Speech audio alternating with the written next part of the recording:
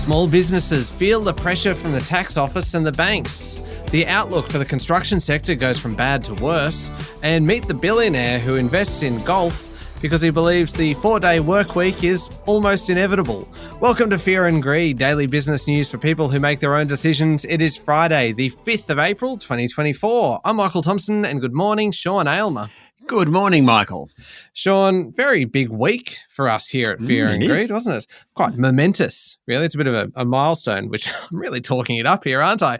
But we launched our new newsletter this week. We sure did. We have had a newsletter previously, and then it faded, I would say. Anyway, we're back with all our new branding and great news stories, and pretty proud of the effort this week, Michael. Yeah, it's a great read. So what I would highly recommend, strongly insist that you go to fearandgreed.com.au and put your email address in and sign up for the newsletter. It's a weekly newsletter, so we're not going to be bombarding your inbox with a whole bunch of stuff. It is a weekly newsletter with a few news stories, business news stories that might be worth a quick look. And it's really only about a 3-minute read, isn't it? Yet, it fills you in on everything you need to know. Well, it does. And plenty of quirky stories too. We're trying not just for the mainstream news, but some of the offbeat stuff as well. The offbeat stuff's my favourite. Yeah, totally. Now, Sean, after the show today, you have an interview with David Ingram, who is the co-founder and CEO of Crowd Property Australia, which is a great supporter of this podcast. Yes, it's all about private credit. Now, for about 10 years, people have been talking about private credit, but it really has headed crescendo over the past 6 to 12 months as interest rates have risen. I know you love the word crescendo. Oh, you make us sound so fancy when you use words like that. Well, it's a fancy interview, I've got to tell you. Oh, yeah, it's true. Private credit's hard to get your head around when you're not familiar with it. So David takes us or gives us a 101 on what private credit is. And, of course, the Crowd Property Australia invests in residential property primarily. So we talk about what they do, how people with as little as $2,500 to invest can actually get into private credit and start lending to construction companies. So fascinating chat. Yeah, it certainly is. It's coming up after the show. The main story, though, this morning, Sean, small businesses owe the vast majority of more than $50 billion in unpaid taxes. And the ATO is about to crack down on the sector following a slightly more relaxed approach during and then as well after COVID. New Australian Tax Office Commissioner Rob Heffron said that in December last year, the ATO returned to normal debt collection practices, normal duties, and so the lax attitudes towards owing tax is well and truly over. 65% of all collectible debt, that includes taxes and superannuation, relates to small business, and about 3/4 of it relates to activity statements, Mr. Hefton said. So a significant portion of the amount going unpaid is GST collected from consumers, but not paid to the tax office. Speaking at the COSBOA annual summit yesterday, he said there's an increasing number of businesses falling behind, and he pointed out that unpaid tax liabilities constituted an unfair competitive advantage for businesses not complying with ATO obligations, while those doing the right thing lost out. And also, Sean, the small business sector isn't getting a huge amount of help from the banks.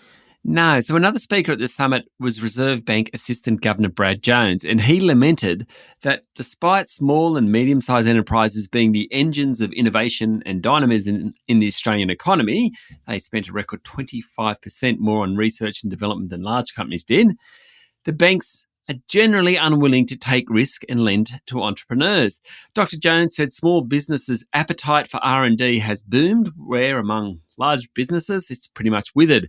In the most innovative industries, those within professional, scientific and technical services, SMEs account for more than 1/4 of the national total of innovation or of R&D spend, against just 8% for big businesses.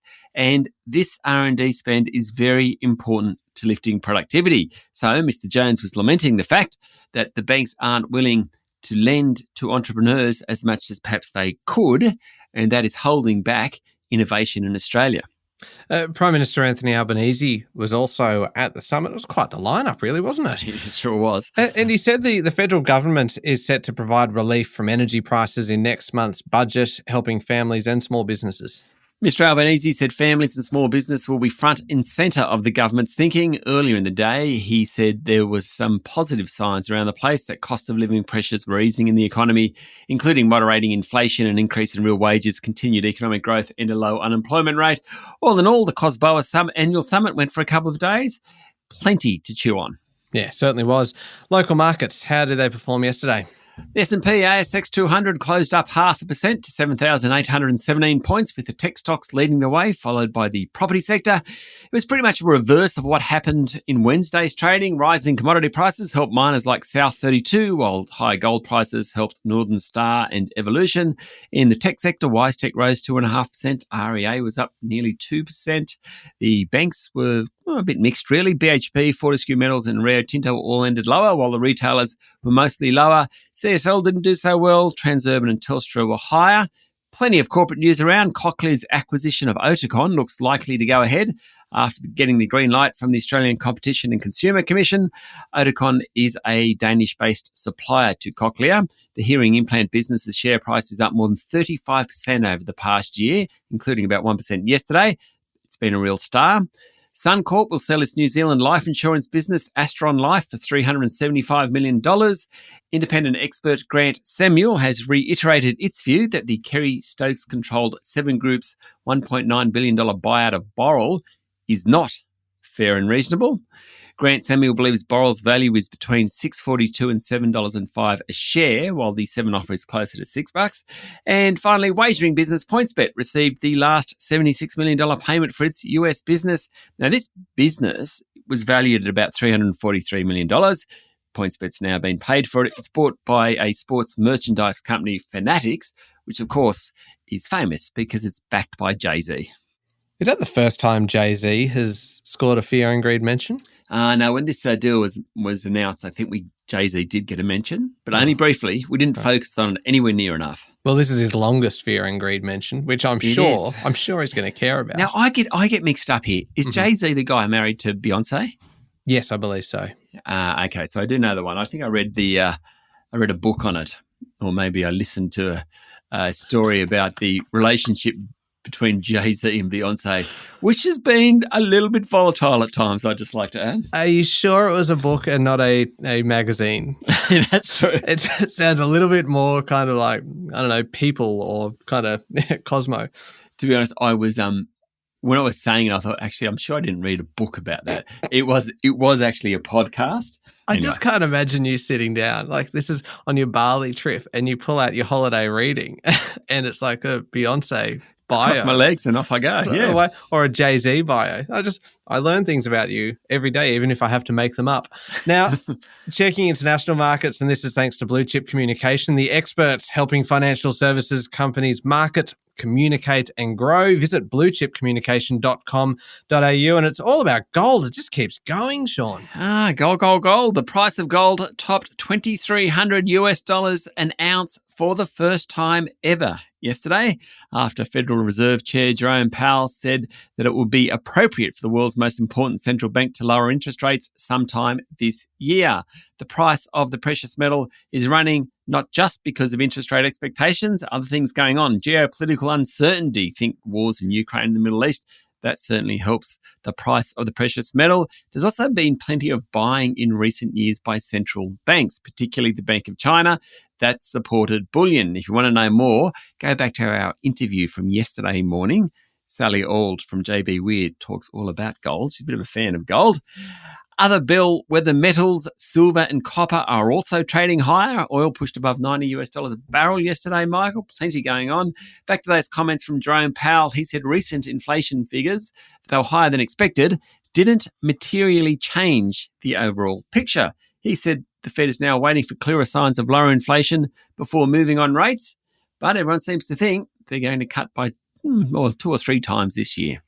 All right, there is a bit going on, even for a Friday. We've got a big show coming up. We'll be back in a moment with the rest of the day's business news.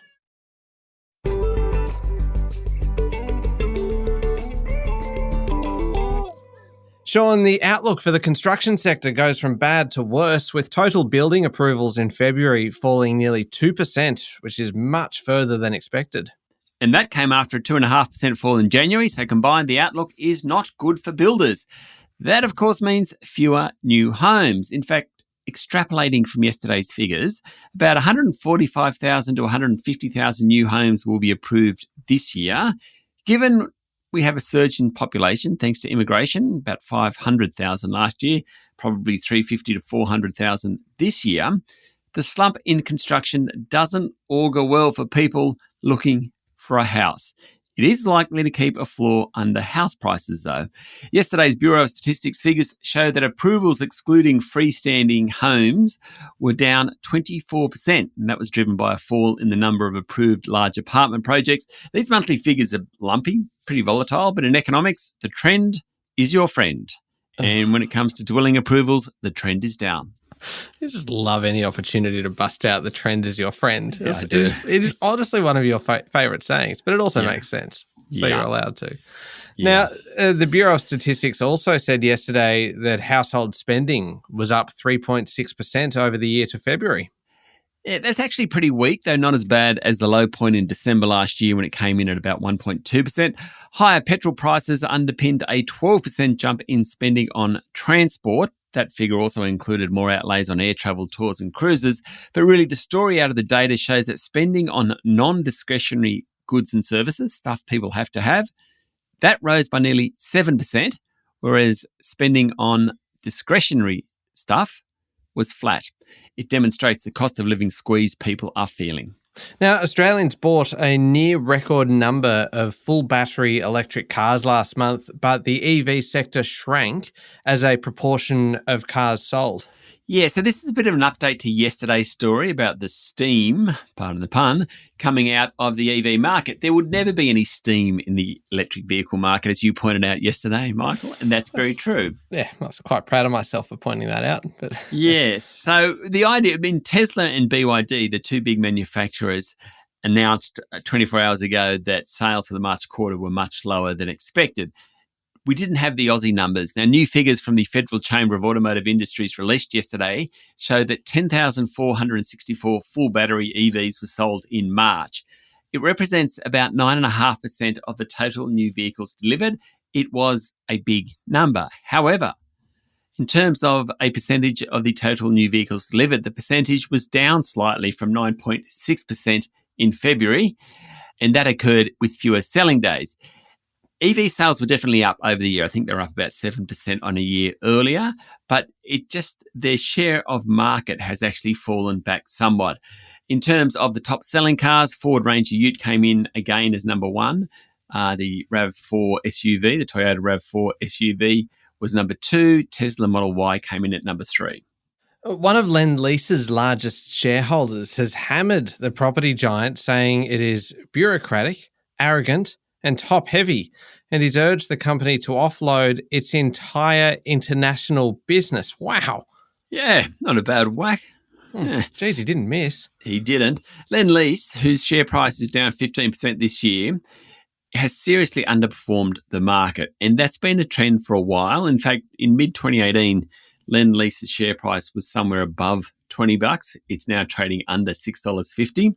The Financial Review has reported a detailed 7-page proposal to the Lend-Lease board from a guy called John Wiley. He's the founder of Tanara Capital, well known in investment circles, John Wiley. That proposal says the company is unfocused and overextended with multiple, often unrelated activities spread across 4 continents. Mr. Wiley called the international construction business a disaster. Now, it comes after Alan Gray, another major investor, described Lend-Lease as a mess. Another big investor, HMC Capital, last year urged the group to accelerate asset sales and simplify. CEO Tony Lombardi has asked for more time to execute his plan.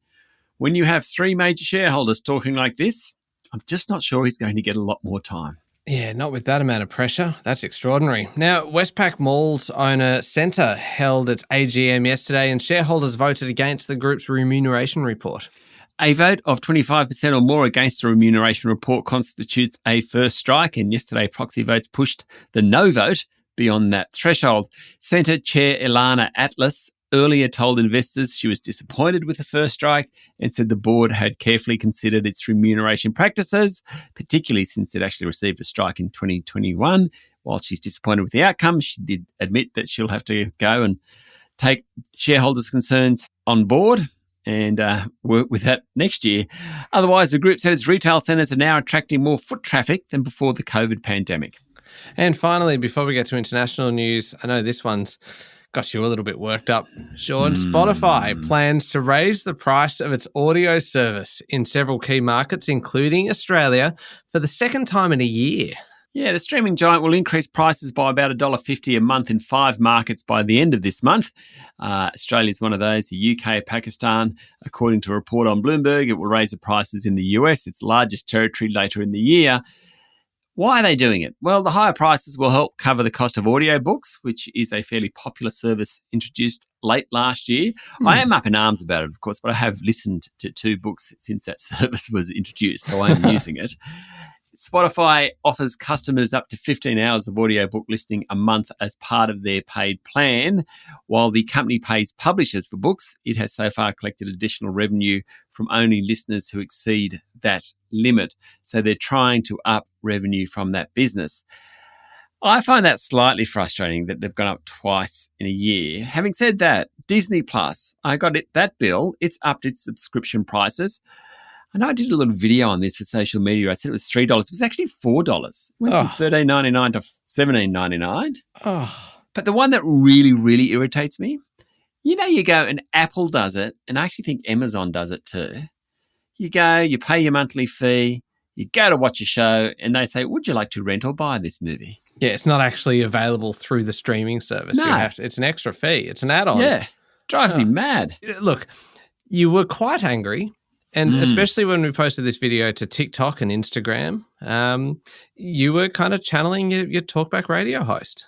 And I like, it's Angry Aylmer. He's in the house. Angry Aylmer, God. It could catch on. But also on the Spotify one, as someone whose novel is one of those audiobooks available through Spotify, I'm quite open to the idea of those prices being increased. From people jumping on to listen to How to Be Remembered. But I wasn't going to mention it. How to Be Remembered. What is about you? Like our sister podcast, how do they afford that? How to Be Remembered. I mean, it's all branding, really, Sean. How to Be Fear and Greeted. Yeah. It is kind of as many references as you can get in. And if you need to use an entire title of a podcast in order to do it, just to keep people do it. Do what you can. All right, turning to international news now, Sean, and the number of people injured in a 7.2 magnitude earthquake in eastern Taiwan climbed past 1,000 yesterday, though the death toll did remain steady at 9, with dozens of workers on their way to a hotel in a national park, mostly now found safe. Yes, the trembler, the strongest in 25 years, hit on Wednesday morning just as people were readying to go to work and school. It was centred on the largely rural and sparsely populated eastern county of Hualien. Buildings also shook violently in capital Taipei, but damage and disruption there was minimal, according to Reuters. Taiwan's fire department said the number of injuries had reached 1,050, putting the total number of missing at 52. Around 24 of almost 50 hotel workers on the way to a resort in Taroko National Park had been located. That's good news. I mentioned yesterday that my brother was in the midst of that, and he, 3 days earlier, had actually been in that national park area. So he was fortunate not to be there, but he said it was terrifying. Yeah, extraordinary thing to live through. That's quite frightening. Sean, this last story, I don't know what to make of this. It's quite amusing, and I have a feeling it'll come up in our weekend edition as well. Steve Cohen is a US billionaire who has made a major investment in golf because he reckons that the 4-day work week is coming and that Fridays will increasingly become just part of the weekend. Yeah, so Cohen's a professional investor, a hedge fund manager. He owns the New York Mets baseball team. Big hitter, pardon the pun. He told CNBC that multiple forces, including the advent of artificial intelligence and hybrid working, means that people are becoming less productive on Fridays. He agrees it might cause a few ripples in his industry, financial services, but the 4-day work week is coming. So he's agreed to be part of a consortium that put $3 billion into the PGA Tour. Now, that's the world's leading golf tour. There's 2 main tours nowadays, PGA and LIV. PGA is the big one. Cohen is notoriously media shy, so the interview with CNBC was a bit of a coup. He also said owning the Mets, not the most successful baseball team in the US. He called it a civic duty. I'm not sure the fans of the Mets would be delighted about that. Anyway, he believes in the 4-day work week and he's putting his money where his mouth is. Civic duty. Savage. That's brutal. May as well just say it's an obligation. All right. Up next is the Fear and Greed Daily Interview. David Ingram, co-founder and CEO of Crowd Property Australia, a supporter of this podcast. Yes, all about private credit and particularly using private credit to invest in the housing industry. It is up next in the Fear and Greed playlist on your podcast platform or at fearandgreed.com.au. And don't miss tomorrow's weekend edition as well, where it'll be you versus me with Adam Lang adjudicating. And speaking of Adam Lang, I've had a great response to the new episode of How Do They Afford That came out this week, featuring Adam in his role as an executive coach and kind of former CEO, and basically answering that question of, is it time to quit your job and move on to the next role? And we've had a great response to that, and I'll put a link in today's show notes as well so you can hear what I'm talking about. Fantastic. Thank you, Sean. Thank you, Michael. It's Friday, the 5th of April, 2024. Make sure you're following the podcast and please join us online on LinkedIn, Instagram, X, TikTok and Facebook. I'm Michael Thompson and that was Fear and Greed. Have a great day.